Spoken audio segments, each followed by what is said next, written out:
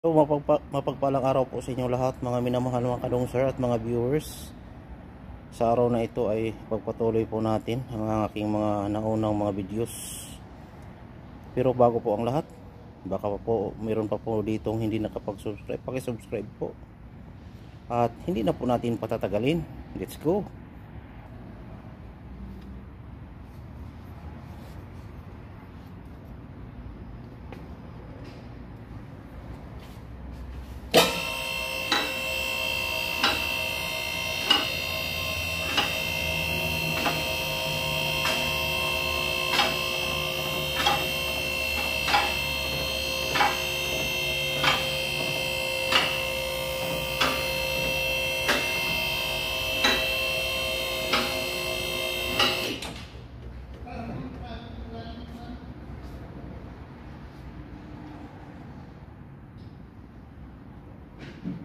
At ipapakita ko sa inyo guys kung gaano kadumi, kung gaano karami ang putik niya. Yan o, tingnan nyo po. Yan, sobra po kadami ang putik niya. Yan po, yan po siya, napakaraming putik, sobra. Ayan o, kitang kita nyo yan. Ilawan natin. Yan. Oh. Napakaraming putik. At yung mga owner nito, oh, napakarami siyang putik, oh. Pwede nang tamnan ng ano, sibuyas eh.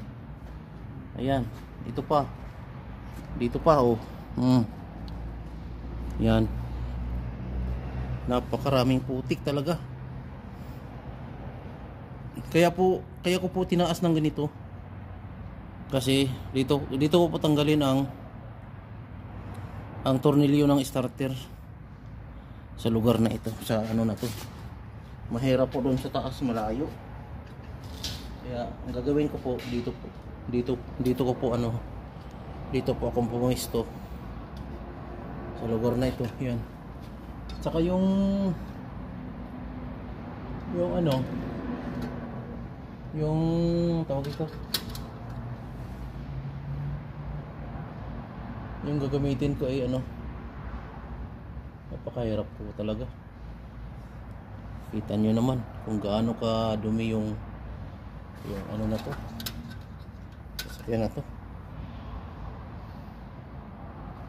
Kung kayo po may sasakyan po, ay huwag nyong hahayaan na ganyan kadami ang putik na dumikit sa ilalim. Kasi po may mga connection po yan. Ayan.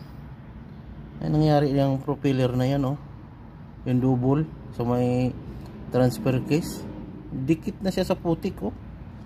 At hindi mo lang hinahayaan lang ng nagdala nito. Hinabayaan lang.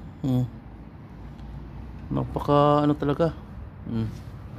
At yan. Napakadumi. Punong-puno ng putik. Kasi po ang trabaho po talaga nito sa company ito, sa putikan, sa bundok. Kaya hindi po nila maiwasan na magkaganito. Pero dapat kung mayroon sila ng ganito, dapat hindi nila pinabayaan para tuloy-tuloy po ang kanilang trabaho, hindi sila madidili.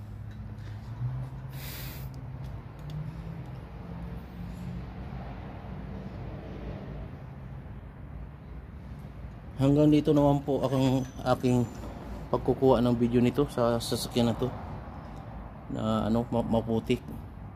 Hanggang sa muli nating pagkikita. Ito po inyong lingkod. At sana po huwag po kayong mag-skip ng ads. At paki-like na rin po. Salamat. Hanggang sa muli. God bless us all. Thank you sa inyong panonood.